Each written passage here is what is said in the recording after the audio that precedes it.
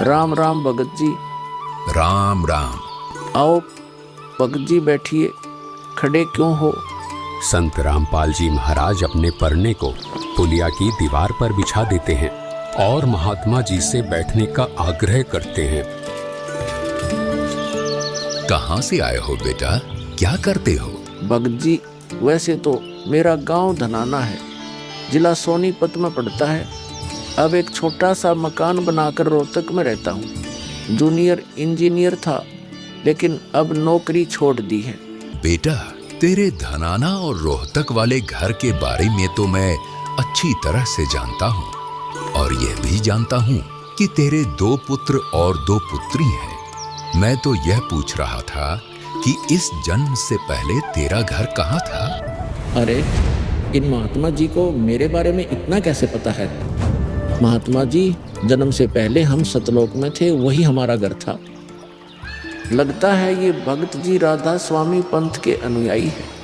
इनको सत्य का ज्ञान कराना चाहिए। मेरे गुरुजी स्वामी रामदेवानंद जी हैं। मेरे भगवान कबीर देव जी सृष्टि के रचनहार हैं, वही सतपुरुष है। कुछ पंथ वाले सतलोक के विषय में तो बताते हैं, लेकिन वे सतपुरुष को निराकार बताते हैं, जो कि बिल्कुल झूठ है। भक्त जी, मैं स्वयं संत गरीबदास जी के पंथ से जुड़ा हूँ। संत गरीबदास जी गांव छुड़ानी, जिला झज्जर वाले थे और उनको 10 वर्ष की उम्र में कबीर परमात्मा जी जिंदा महात्मा के रूप में मिले थे। उसके बाद कबीर परमात्मा जी गरीबदास जी की आत्मा को अपने साथ सतलोक ले गए थे और वहाँ की सारी व्यवस्था दिखाकर उन्हें इस धरती पर वापस छोड़ा था। फिर उन्हीं बालक गरीबदास ने सतलोक के बारे में बताया कि ऊपर सतलोक है, वहाँ सारी सुख सुविधा उपलब्ध हैं, सदाबहार बाग हैं, नर नारी की सृष्टि है। वहीं पर एक गुम्मट युक्त महल में कबीर परमात्मा जी सिंहासन पर बैठे हुए हैं और वहीं से कबीर परमात्मा जी इस सृष्टि को चला रहे हैं। हम सब वहीं रहा करते थे, वही हमने जाना है। जो सतलोक में केवल प्रकाश ही प्रकाश बताते हैं, उनका ज्ञान गलत है, वे मोक्ष प्राप्त नहीं कर सकते। भक्त जी, उस बालक गरीबदास ने वाणियों के माध्यम से बताया है कि गरीब अनंत कोटि ब्रह्मांड का एक रति नहीं भार, सतगुरु पुरुष कबीर हैं, कुल के सिरजनहार। कौन कबीर? हम सुल्तानी नानक तारे दादू को उपदेश दिया, जाति जुलाहा भेद नहीं पाया, काशी माहे कबीर हुआ। बहुत आनंदित करने वाली बातें करते हो, और बताओ कुछ। इन्हें अपना ज्ञान अधूरा लग रहा है।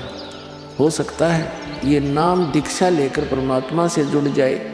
भक्त जी, अगर आपको अपना कल्याण करवाना है तो एक ही तरीका है, नाम दीक्षा। मेरे पूज्य गुरुजी ने मुझे नाम दीक्षा देने का आदेश दे रखा है। मैंने अपना घर और नौकरी छोड़ दी है। अब गुरुदेव जी की ही आज्ञानुसार प्रचार और दीक्षा देने का पवित्र कार्य कर रहा हूँ। बेटा, क्या तुम्हारे गुरु जी ने तुम्हें सारनाम और सार शब्द देने का भी आदेश दिया है? इन्हें कैसे पता सारनाम सार शब्द के बारे में? गुरुदेव की आज्ञा थी कि अभी सारनाम को सार्वजनिक नहीं करना है। उन्होंने कहा था कि मुझे स्वयं परमेश्वर कबीर जी मिलेंगे और वही मुझे सारनाम को सार्वजनिक करने का सही समय बताएंगे। तब तक यह सारनाम केवल विशेष विश्वास पात्र अनुयायियों तक सीमित रखना है। बेटा रामपाल, मैं ही सत्य पुरुष कबीर हूँ। अब वह समय आ गया है सारनाम और सार शब्द प्रदान करने का। वह भक्त जी, मैंने आपको बता दिया कि कबीर परमेश्वर मुझसे मिलने आएंगे, तो आप स्वयं ही कबीर परमेश्वर बन बैठे।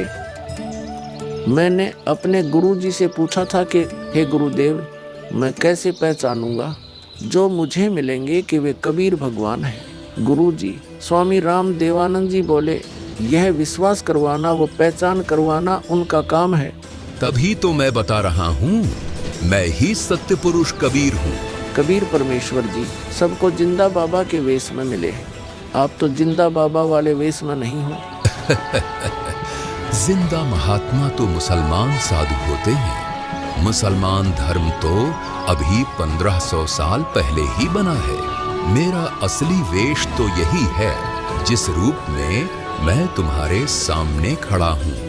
रामपाल, तुम मेरी परम हंस आत्मा हो। जगत कल्याण के लिए मैंने ही तुझे भेजा है। अब सही समय आ गया है सार नाम और सार शब्द देने का। मैं कभी सिर पर मुकुट, कभी पगड़ी, कभी टोपी धारण कर लेता हूँ। चारों युगों में आता हूँ। सतयुग में सत सुकृत नाम से, त्रेता युग में मुनींद्र नाम से, द्वापर युग में करुणामय नाम से और कलयुग में अपने वास्तविक नाम कबीर देव यानी कबीर नाम से आता हूँ और तेरे जैसी हंस आत्माओं से मिलकर उनका भ्रम दूर करता हूँ। लेकिन अगर तुझे केवल जिंदा महात्मा के रूप में विश्वास है तो मैं तुझे अपना वो रूप भी दिखा देता हूँ। ये देख।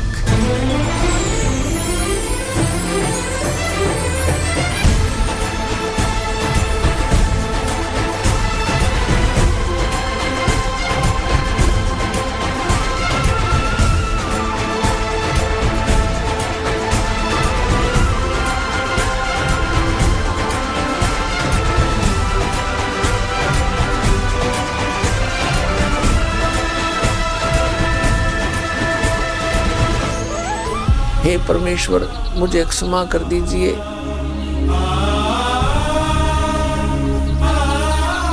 मुझसे अनजाने में गलती होगी।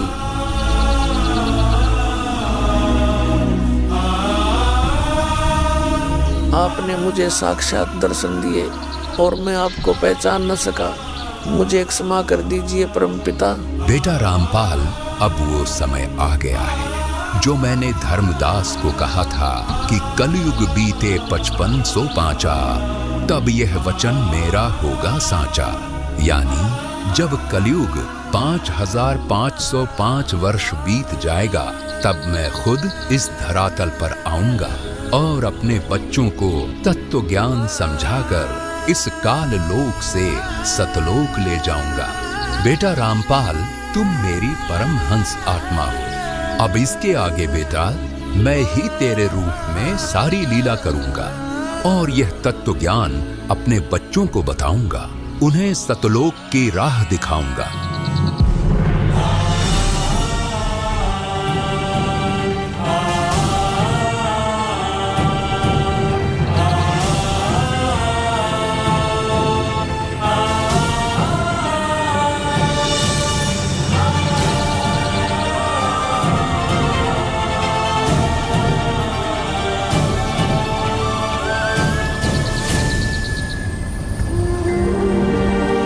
इस प्रकार कबीर परमात्मा संत रामपाल जी महाराज जी को सह शरीर सतलोक भेज देते हैं और अपनी लीला को आगे बढ़ाते हैं।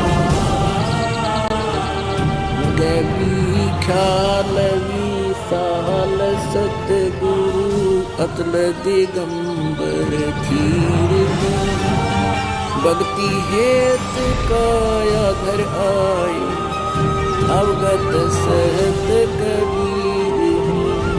भक्ति हेत काया घर आए अवगत सहत कबीर हूँ। अमर करूं सतलोक पठाऊं तात बंदी छोड़ कहाऊं।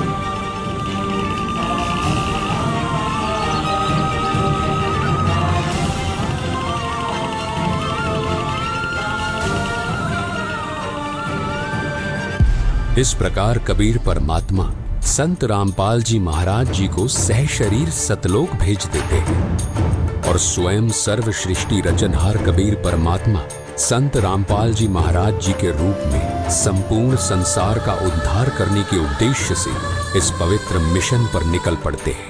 संत रामपाल जी महाराज जी के रूप में कबीर परमात्मा स्वयं को छिपाए हुए हैं।